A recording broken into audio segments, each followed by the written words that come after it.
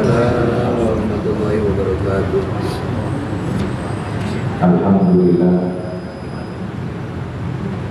Alhamdulillahilladzi anzala al-Qur'ana bi lisanin arabiyyin mubin wa ja'alahu nuran wa hidayatan lil muttaqin.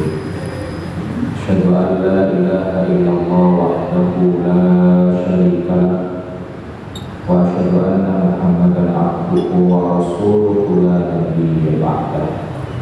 Allahumma salli wa sallim wa barik ala sayyidina Muhammadin Allahumma salli wa sallim wa barik alaihi wa ala alihi wa sahbihi wa man tabi'ahum bi ihsanin ila yaumiddin, amma ba'd.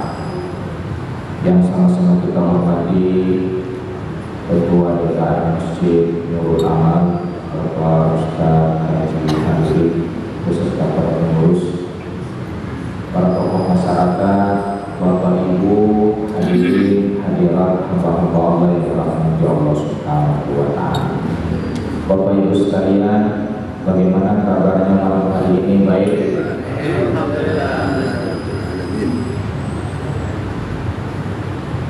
Hadirin hamba-hamba Allah yang dirahmati Allah Subhanahu wa taala, sekarang masih bulan Muharram. Bulan Muharram tahun baru Hijriah tahun 1446 Hijriah. Dan perhitungan itu hadirin dimulai sejak Rasulullah hijrah ke kota Madinah. Jadi seketika Rasulullah berada di kota Madinah, ya, di tahun pertama, disitulah mulai dihitung sebagai tahun pertama Hijriah. Lalu kemudian Rasulullah wafat pada tahun ke-11 Hijriah, berarti tahun 1446 Hijriah dikurangi 11 berapa? 35. Jadi 1000 kita sudah ditinggalkan oleh Rasulullah 1435 tahunnya Islam. Hadirin, kenapa Rasulullah hijrah ke kota Madinah? Pada pertemuan yang lalu kita telah membahas tentang bagaimana Rasulullah bersama para sahabatnya hijrah ke kota Madinah. Nah, pada malam hari ini kita akan membahas ayat-ayat yang berbicara tentang hijrah. Ada apa di balik itu semua? Namun yang jelas, kota Makkah, kota kelahiran Rasulullah, itu menjadi tempat yang tidak aman bagi Rasulullah saat itu. Karena Rasulullah dihina, dicaci, diusir, bahkan puncak pengusirannya itulah terjadi ketika Rasulullah pindah dari kota Makkah ke kota Madinah. Hadirin, namun bagi orang-orang yang beriman, orang-orang yang dekat dengan Allah, semua kesulitan hidup, nah ini penting begitu. Tidak ada orang yang dekat kepada Allah, tidak ada orang yang soleh ketika Allah berikan kepadanya kesulitan hidup, maka di balik kesulitan hidup itulah ada kemuliaan, ada kesuksesan, dan sekaligus kebahagiaan jika ia bersabar melewati kesulitan itu. Begitu hadirin. Terima kasih. Baik hadirin, kesulitan itu, hadirin, kesulitan itu seperti malam. Malam kan gelap, ya.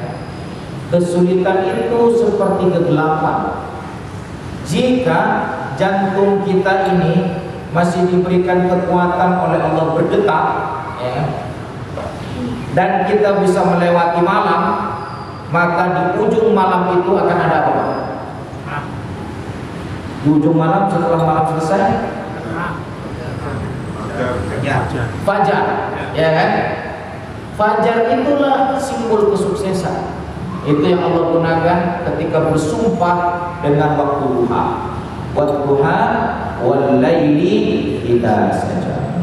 Itu surat di mana digunakan untuk tasliyah, untuk menghibur Rasulullah saat di awal-awal dakwahnya Rasulullah mendapatkan kesulitan hidup, dihina hadirin, dibilang Rasulullah ditinggalkan oleh Allah.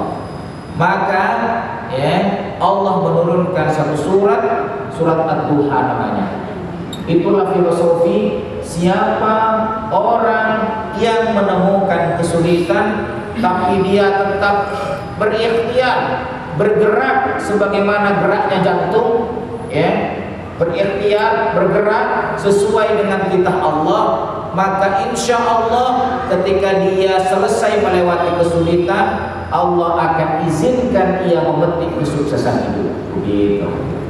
Sama dengan Rasulullah ketika ada di Makkah, kesulitan hidup bertubi-tubi, hijrah ke kota Madinah, dan di kota Madinah itu hadirin Rasulullah membangun basis keumatan yang kokoh, dan dari kota Madinah itulah kota Makkah bisa ditaklukkan bukan dengan kilatan pedang, tapi dengan cinta Rasulullah yang luar biasa. Bahkan cahaya Islam itu hadirin sampai ke Indonesia pun juga bukan dengan kilatan pedang, tapi karena pesona akhlak kaum muslimin yang datang ke Indonesia. Begitu hadirin.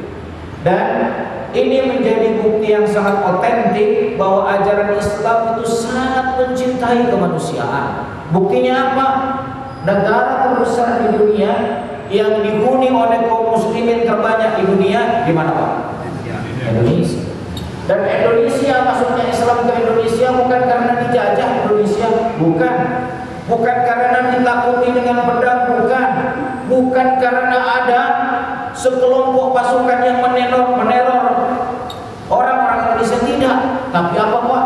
Kalau bahasa anak muda sekarang, orang-orang Indonesia jatuh cinta pada ajaran Islam karena orang-orang yang datang ke Indonesia yang beragama Islam memiliki akhlak yang memesona.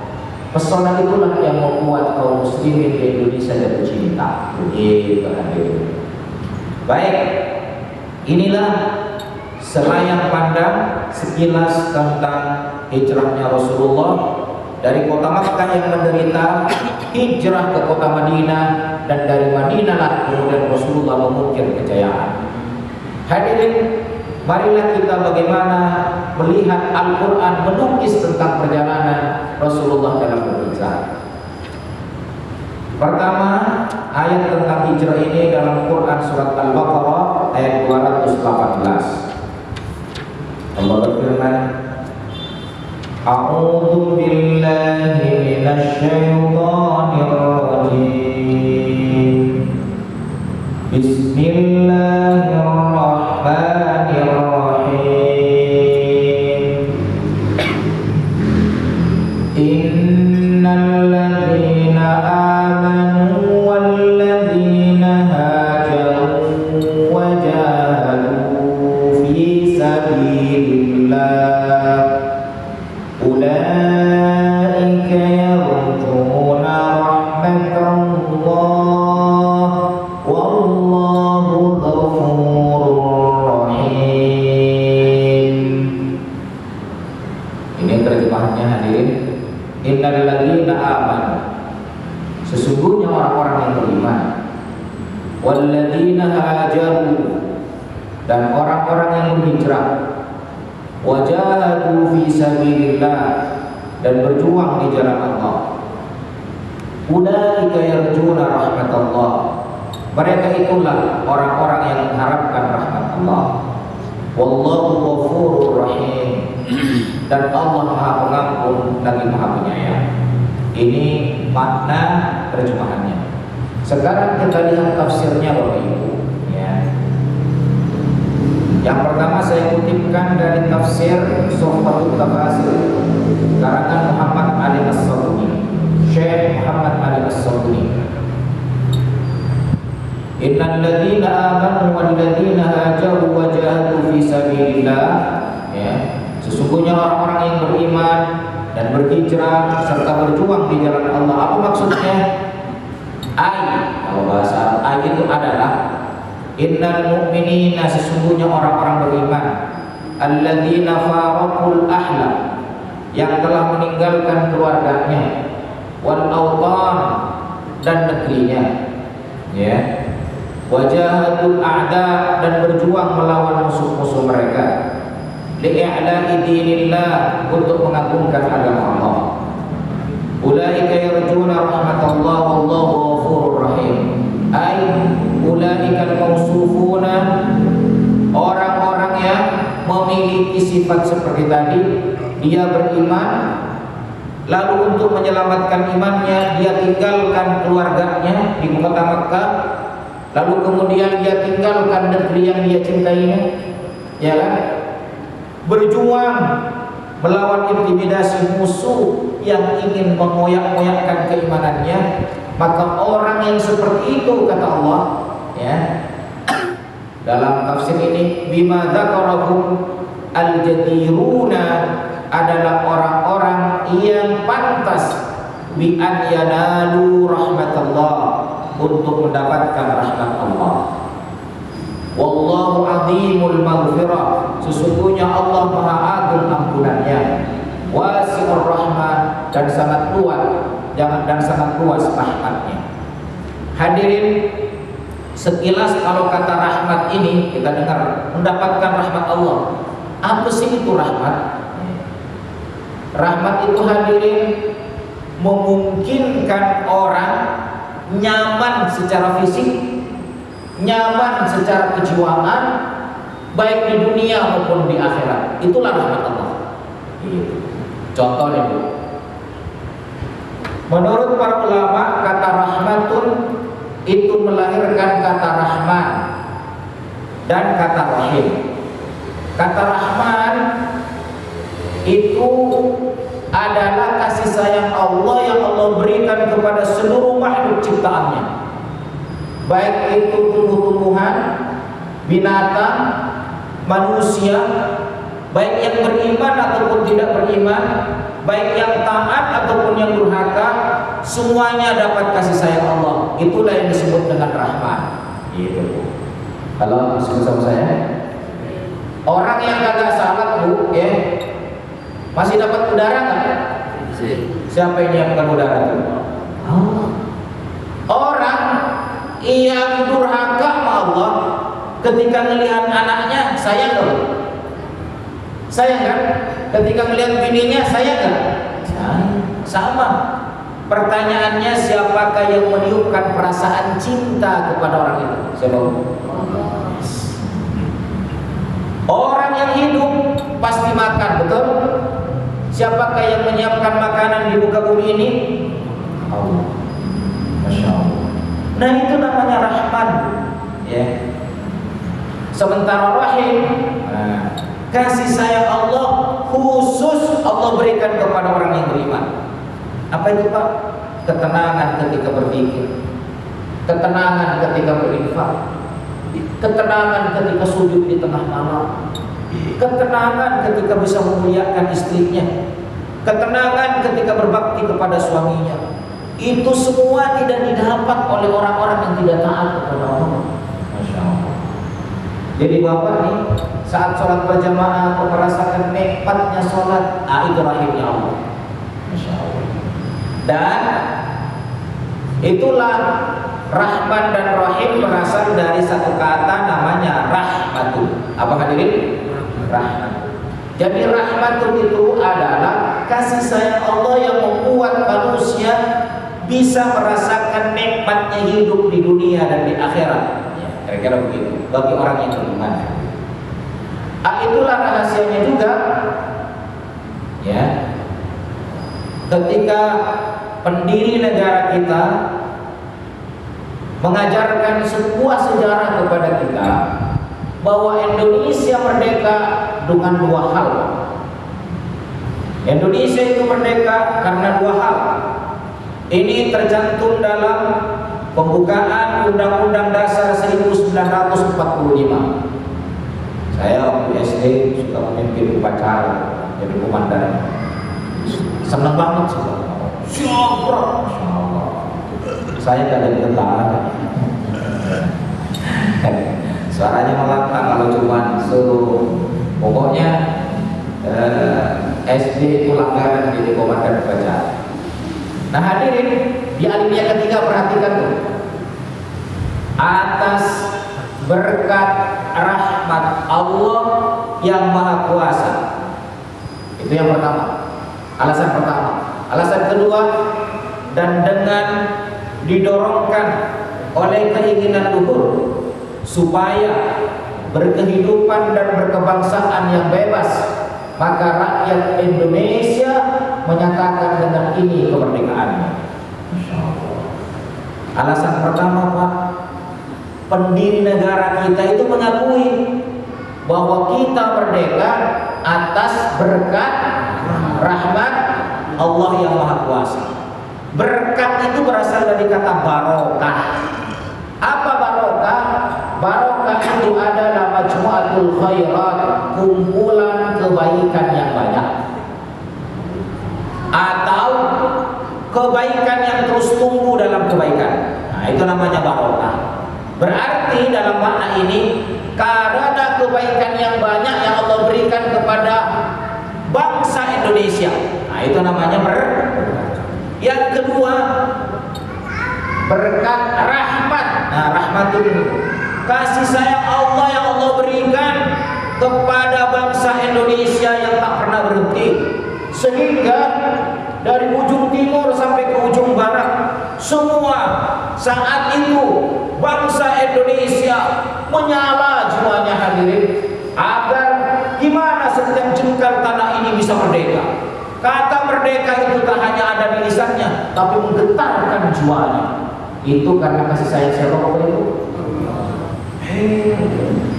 Bagaimana Jenderal Besar Sudirman, walaupun sakit paru-parunya, bocor paru-parunya hadirin, tapi dia siap menanggung derita dengan perang dunianya. Dan yang menariknya, dia tak pernah tertangkap oleh lontong. Apa rahasianya? Beliau tak pernah putus menggunakan air wudhu. Batalnya air wudhunya, ambil air wudhu lagi, Pak. Itu yang pertama, itu jimatnya. Jimat yang kedua, beliau senantiasa berpikir, tidak pernah berhenti berpikirnya. Insya Allah. Kalau masih bersama saya, itulah Jenderal Besar Indonesia. Usianya hanya 31 tahun, Pak. Tapi menyejarah sampai detik ini. Ya Allah. Siapa yang memberikan kekuatan kepada beliau? Padahal tak ada pangkat dan jabatan yang dijanjikan kepadanya, tetapi karena panggilan untuk membuat negeri ini bermartabat, jiwa dan raganya siap untuk dikorbankan agar negeri ini bermartabat. Begitu hati. Itu makna dari rahmat. Terus kemudian apa? Atas berkat rahmat Allah. Itu alasan pertama. Alasan keduanya, dan dengan didorongkan oleh keinginan luhur. Nah, dorongan keinginan luhur itu Bapak Ibu berangkat dari hati yang bersih atau hati yang rusak? Bersih. Yes, itu dia, Pak. Jadi dahulu semua rakyat Indonesia bahu-bahu berjuang bukan untuk merebut kursi, bukan, Pak, tapi untuk memberikan kemerdekaan kepada generasi selanjutnya. Begitulah mentalitas pahlawan. Dia memberi, tak harap kembali. Nah, begitu hadirin. Seperti cinta ibu kepada anaknya, hanya apa, Bu? Hanya memberi, tak harap. Allah, itulah pahlawan, Pak. Nah, kita nih sebentar lagi kan hari kemerdekaan. Maka semestinya malu kalau kemudian kita tidak menjaga marwah dan martabat negeri yang kita cintai, yang digoreskan oleh para pahlawan dengan mengorbankan air mata dan darah serta nyawa mereka. Baik, ini hadirin. Nah, itu dalam konteks hijrah ini Rasulullah berhijrah dengan para sahabatnya. Apa, Pak? Al-jadiruna, merekalah yang layak bi an yanalu rahmat Allah, untuk mendapatkan rahmat Allah. Jadi kesamaannya di situ. Mereka yang berjuang layak mendapatkan rahmat Allah. Rahmat Allah itulah hadirin yang membuat jiwa seseorang jadi segar, jadi bugar, jadi kaya. Orang yang kaya jiwanya, yang ia pikirkan adalah bagaimana aku memberikan kebaikan. Begitu Pak. Bukan bagaimana saya merampas kebaikan kita. Nah ini penting Pak. Orang-orang besar berpikir kebaikan apa yang harus saya berikan kepada kehidupan dan kemanusiaan karena Allah. Itu orang besar. Tapi orang kerdil, bagaimana saya merampas kebahagiaan dari orang lain. Kerdil itu Pak. Walaupun kesohor seantero dunia, tapi kalau pikirannya hanya ingin merampas, itulah mentalitas penjajah. Begitu. Dan kita dididik oleh para di negara kita adalah mentalitas yang memiliki keinginan luhur. Bagaimana saya memberikan yang terbaik kepada negeri di mana aku lahir di atasnya, kepada negeri di mana airnya saya minum, kepada negeri di mana udaranya saya hirup, kepada negeri di mana makanannya saya makan. Bagaimana mungkin saya tidak menjaga marwah dan martabat negeri yang aku cintai? Begitu kan itu. Ya, sama. Itu kan ibu pertiwi. Ibu kandung juga begitu hadirin. Makanya dalam Islam ibu itu mendapatkan kedudukan yang begitu mulia, ya kan? Kenapa? Sebab anak itu Bu, ini kemiripan antara ibu kandung dengan ibu pertiwi. Ketika kita berada dalam rahim ibu, apa yang dimakan ibu itulah yang dimakan oleh anak dalam kandungan, betul? Apa yang diminum ibu itulah sarinya yang diminum oleh anak dalam kandungan. Udara yang dihirup ibu, apakah dia kotor atau bersih, seperti itu pula lah udara yang dihirup oleh anak-anak yang ada dalam kandungan. Itu sebabnya Rasulullah sangat memuliakan perempuan. Ya, kenapa 3 hal disebut? Karena ada 3 hal pula yang tidak bisa dilakukan oleh laki-laki. Apa itu? Siapakah yang harus saya hormati ya Rasulullah? Ibumu, ibumu, ibumu. Yang pertama karena ibu adalah hamil. Enggak ada bapak-bapak yang bisa hamil, sehebat apapun, ya Bu. Yang kedua, melahirkan. Enggak ada cerita bapak-bapak melahirkan. Yang ketiga, menyusui. Inilah 3 poin yang tidak bisa dilakukan oleh bapak-bapak. Kalau ibu-ibu, ada nggak ibu-ibu yang jadi presiden? Menteri? Ada. Tukang cangkul? Ada. Apa yang bisa dilakukan oleh pilot? Ada nggak? Ada. Tentara? Ada. Apa yang bisa dilakukan oleh bapak-bapak? Bisa dilakukan ibu-ibu. Tapi ada 3 hal yang tidak bisa dilakukan oleh bapak-bapak. Apa itu? Itu tadi. Itu sebabnya Quran surat An-Nisa mengatakan ukuran kemuliaan seorang lelaki ketika dia mampu memuliakan istrinya. Begitu dong. Kalau kata ibu merdeka, ya Masya Allah. Tapi ingat, ibu-ibu itu sehebat apapun dia, semulia apapun dia, kalau berani sama suaminya, kalau tidak hormat sama suaminya yang baik, pintu surga tertutup bagimu wahai ibu. Kalau bapak-bapak, kata bapak-bapak jawab merdeka. Kuncinya surga itu bukan ada di tangan bapak-bapak. Ibu nih kalau mati hebat, tapi sering nyakitin suaminya, suaminya nggak ridho kepada ibu, tertutup itu pintu surga. Masya Allah. Makanya kalau pulang, papa pulang ya, sampai sini saya pijetin. Gitu dong Bu, dipijetin. Mau minum apa? Yang hangat tapi yang dingin. Ya kopi apa susu? Kopi aja, kagak ada kopi. Susu aja, kagak ada susu. Yang ada apa? Air bening. Masya Allah. Halo bapak-bapak, masih suka sama saya? Begitu ya Bu, Pak. Inilah rahmat. Baik. Jadi orang yang berhijrah itu karena Allah, ya, maka dia akan mendapatkan rahmat itu. Sebuah kekayaan jiwa yang memungkinkan dia bahagia di akhirat. Selanjutnya saya kutip dari Tafsir Al-Muntakhab. Tafsir Al-Muntakhab ini ditulis oleh ulama-ulama asal. Wa innal ladzina amanu imanan shadiqan dafa'ahum ila al-hijrati li nusratid din wal jihad li ila'i kalimatihi faulaika yantadhiruna azima thawabillahi lahum wa in qasaru fi syai'in li'anna Allah ghafur yaghfiru dzunub rahimun yarhamu ibadahu bil hidayah wa thawab.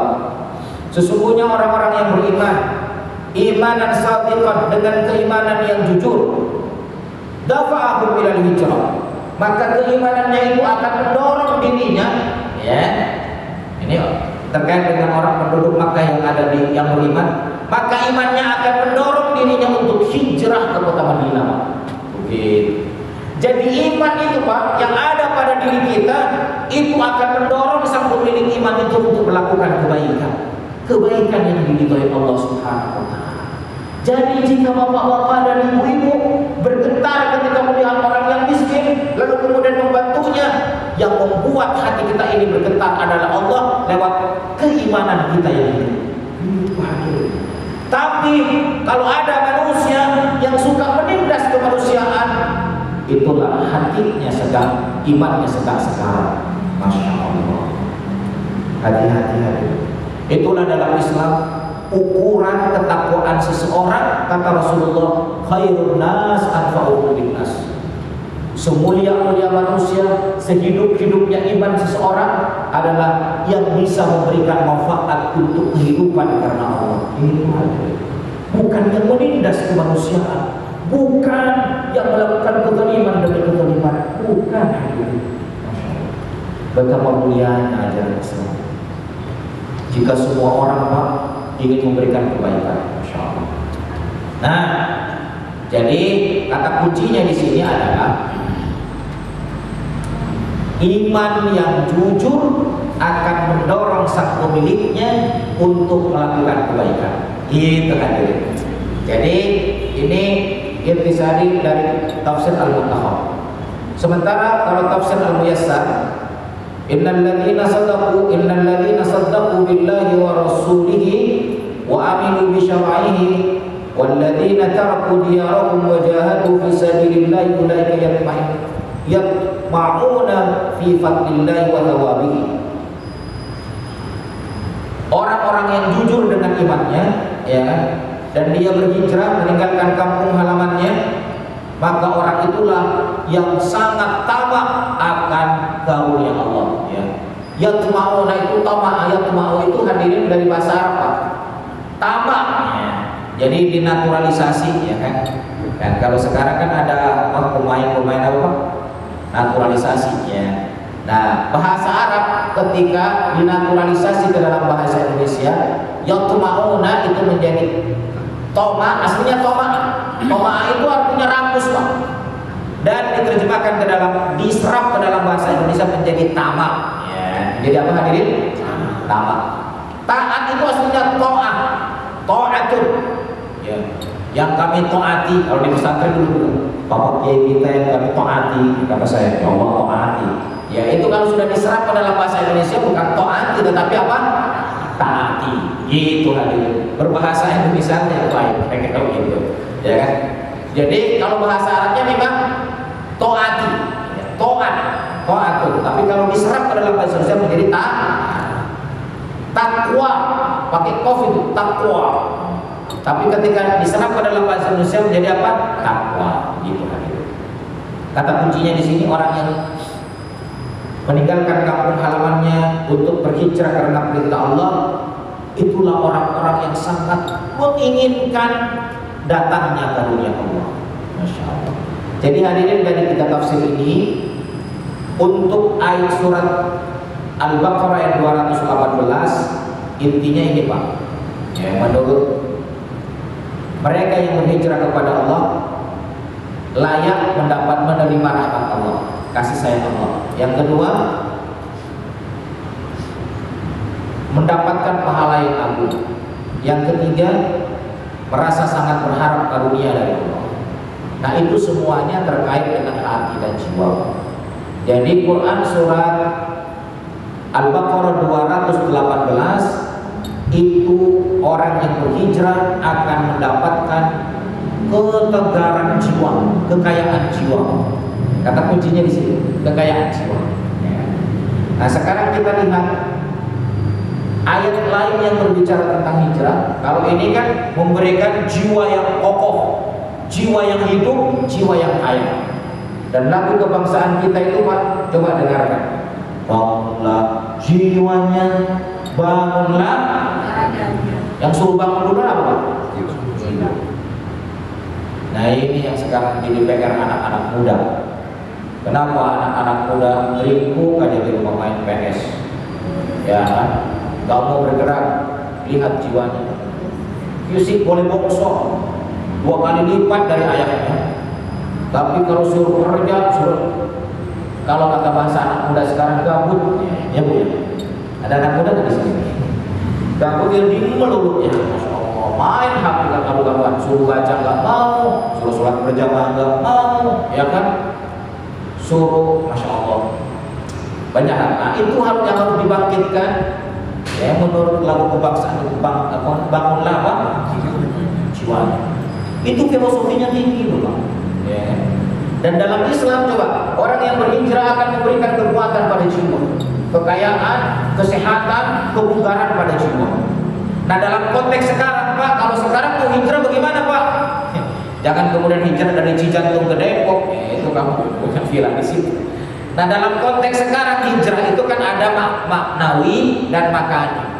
Kalau Rasulullah hijrah dari kota Makkah ke kota Madinah itu namanya hijrah secara tempat. Tetapi dalam konteks sekarang ya kan hijrahnya adalah hijrah dari perbuatan jelek kepada perbuatan baik. Itu hadirin. Hijrah dari malas beribadah jadi rajin beribadah. Hijrah dari suka madung sama suami, suka tersenyum pada suami. Hijrah dari pelit ngasih anggaran sama bini, jadi dermawan sama bini. Nah itu namanya hijrah. Orang yang begitu hadirin, insya Allah Allah kasihkan kekayaan jiwa. Itu hadirin. Orang yang susah tersenyum kepada tetangganya, hijrah suka tersenyum. Lu senyum itu Pak sedekah, bentuk kekayaan jiwa, ya kan? Kata Rasulullah, tabassumuka fi wajhi akhika sedekah. Senyummu pada saudaramu sedekah. Itu Pak. Sama nenek-nenek senyum. Ini yang senyum sama janda muda kan bahaya ya. Baik, selanjutnya Quran surat An-Nisa ayat 100. Ini tentang hijrah. Ini kalau dalam tafsir namanya tafsir tematik Bapak Ibu. Tematik itu kalau dalam bahasa Arabnya at-tafsir al-mawdu'i. Tafsir terkait dengan tema-tema tertentu. Namanya temanya di sini adalah hijrah, ya kan? Makanya ada ayat-ayat yang berbicara tentang pendidikan, ayat-ayat yang berbicara tentang ekonomi. Itu berarti tafsir maudu'i, tafsir tematik.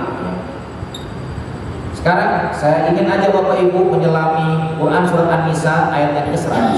Ini ayatnya. Wa man yuhajir fi sabilillahi yajid fil ardi muragaman katsiran wa sa'ah wa man yakhruj min baitihi muhajiran ila Allah wa rasulih thumma yudrikul maut faqad waqa'a ajruhu 'ala Allah wa kana Allahu ghafuran rahima. Wa man yuhajir fi sabilillah, siapa yang berhijrah di jalan Allah, yajid fil ardi, maka pasti dia akan mendapatkan di muka bumi ini muraghaman katsira. Muraghaman katsira, tempat hijrah yang lapang dan luas. Nah, sekarang akan kita bahas nih Pak.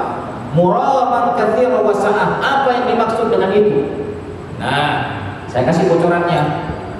Kalau tadi Quran surat Al-Baqarah, maka balasan yang berhijrah karena Allah itu akan mendapatkan secara globalnya mendapatkan kekayaan jiwa. Tetapi dalam konteks ayat yang ke-100 ini dalam Quran surat An-Nisa, muraghaman katsira wa sa'ah, itu bisa dimaknai di samping kekayaan jiwa tapi juga kekayaan duniawi. Ini berarti muraghaman katsira bisa bermakna kedudukan yang tinggi, ya kan? Pangkat yang bagus, gitu hadirin. Makanya Pak, orang yang berbakat bagus, itu biasanya hijrah dari malas menjadi rajin.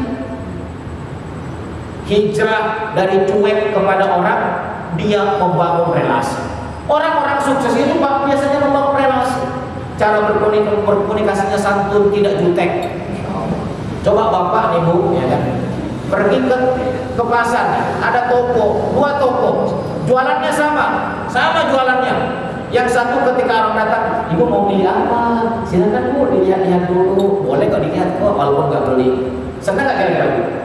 Yang satunya ada orang lihat, apa yang lihat? Beli kagak? Beli. Kira-kira itu mau beli yang mana? Yang pertama atau yang kedua? Yang pertama. Jadi hadirin, ini yang dalam kecerdasan disebut dengan soft skill, kecerdasan emosi dan kecerdasan spiritual. Apa itu? Tutur katanya enak, tutur katanya santun, gestur tubuhnya juga menyenangkan. Paham Ali? Ya, Masya Allah. Silakan beli bu. Ini enggak? Berapa? Berapa? 2. Ya Allah. Saya itu bu, kalau beli seperti itu, saya kan mau ngasih untung sama dia. Kenapa dia cuek kepada aku? Apa salahku padamu? Ya kan?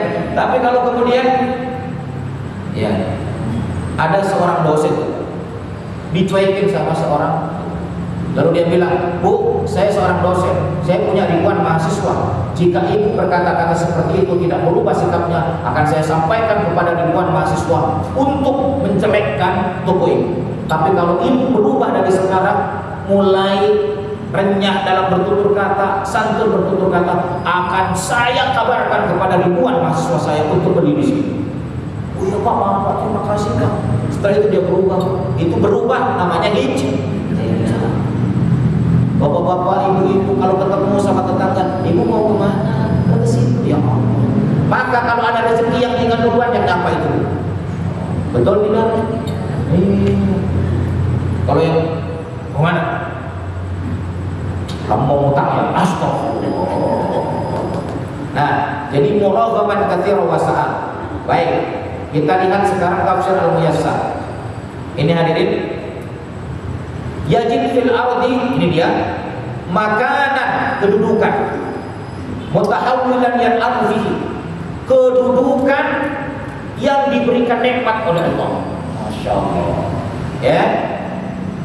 Dan kedudukan itu membuat dirinya perkasa dan membuat lawan-lawannya yang tidak mencintai kebenaran akan dihinakan oleh Allah. Masya Allah.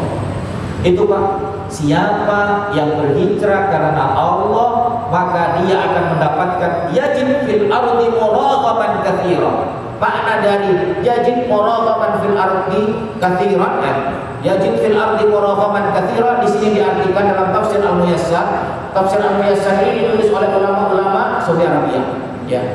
Makanan, kedudukan, mutahawwilan yan'amu fihi, yang dibaluti dengan nikmat Allah di dalamnya, bima yakunu sababan fi quwwatihi wa dhillati a'daihi, dan dengan kedudukan yang dimuliakan oleh Allah membuat dia perkasa di muka bumi ini dan hinalah musuh-musuh kebenaran. Gitu.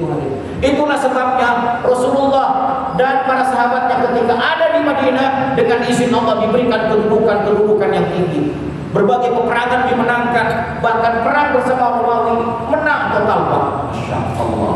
Dan kota Makkah yang dulu penduduknya mencacinya, apa yang terjadi?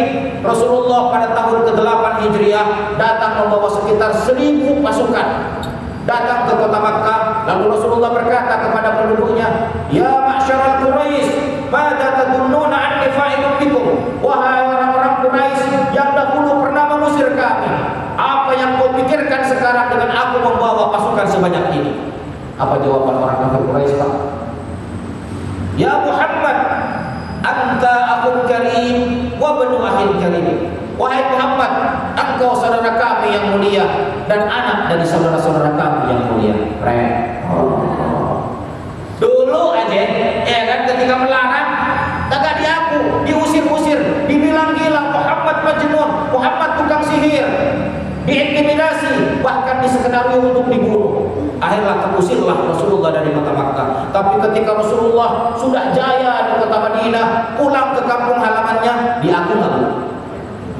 Engkau saudara kami yang mulia, keren. Oh, sama orang sekarang juga begitu kan. Misalnya ada temannya sukses, ini teman sekelas sebangku, pernah saya traktirin cendol. Tapi kalau ada temannya tiba-tiba jadi koruptor, ditanya pernah nggak sampai mau perang lu? Oh, ada nggak yang begitu kira-kira? Ada. Banyak banget, Masya Allah. Nah, jadi yajib fil ardi muraghaban katsira itu ditafsirkan kedudukan yang dibaluti kemuliaan yang membuat dirinya mulia di dunia dan musuh-musuh kebenarannya jadi dihinakan oleh Allah. Itu makna yang pertama. Saya sekarang kutipkan dari tafsir Al-Muntakhab. Ini ditulis oleh ulama Al-Azhar. Kalau tadi yang pertama ditulis oleh ulama Saudi. Kalau menurut tafsir lagi ya, yajid sa'atan hurriyah wal iqamah al-azizah, maka dia akan mendapatkan kemerdekaan dan kemerdekaan yang penuh dengan kemuliaan. Gitu. Jadi orang yang hijrah dari hal yang tidak baik menuju baik, dia akan mendapatkan hurriyah al-azizah, kemerdekaan yang mulia. Gitu hadirin. Sekarang apa hubungannya? Ini yang bahasa anak kampusnya, korelasi antara tafsir Quran surat An-Nisa dengan tafsir Quran surat Al-Baqarah ayat 218 ini. Jadi saya singkat menjadi 3K. Apa? 3K. Hubungan antara Quran surat Al-Baqarah 218 dengan Quran surat An-Nisa ayat 100. Saya singkat, saya peras menjadi 3K. K yang pertama, orang yang berhijrah itu hadirin mendapatkan K, ketenangan jiwa, rahmat dan ampun Allah, tenang jiwanya. Yang kedua, kemelimpahan duniawi, ya, kemelimpahan duniawi, kedudukan tinggi, rezeki yang melimpah. Lalu kemudian yang terakhir, kemuliaan dunia akhirat. Jadi 3K, ketenangan jiwa, kemelimpahan duniawi, kemuliaan dunia akhirat. Coba tes. Yang pertama apa? Ketenangan jiwa. Yang kedua, kemelimpahan, kemelimpahan duniawi, yang kedudukan yang hebat dan rezeki yang banyak. Dan yang terakhir, kemuliaan dunia akhirat. Selamat membawa 3K ke rumah masing-masing. Ya kan? Termasuk hijrah yang baik itu Bu, yang biasa tidur habis subuh tidak tidur habis subuh. Orang yang tidur habis subuh itu menurut penelitian para dokter jelek, ya. Tapi kalau habis subuh berzikir kok terus kemudian bekerja, itu didoakan oleh Rasulullah. Apa kata Rasulullah? Allahumma barik li ummati fi bukuriha. Ya Allah, berkailah, karuniakanlah kebaikan yang banyak untuk umatku yang di pagi-pagi sekali habis sholat subuh dia berikhtiar, dia berzikir, dia membaca Al-Quran, yang membuka warungnya, yang membersihkan rumahnya, ya ibu-ibu goreng tempe ya. Ini enggak habis subuh ngorok lagi, Masya Allah. Saya nggak nyindir, nyinggung dikit ya. Baik hadirin, itu saja yang dapat kami sampaikan. Kita tutup bersama dengan membaca istighfar dan doa untuk majelis. Subhanallahumma wa bihamdika asyhadu an la ilaha illa anta astaghfiruka wa atubu ilaik. Hadanallahu wa iyyakum ajma'in ala qaumikum. Assalamualaikum warahmatullahi wabarakatuh.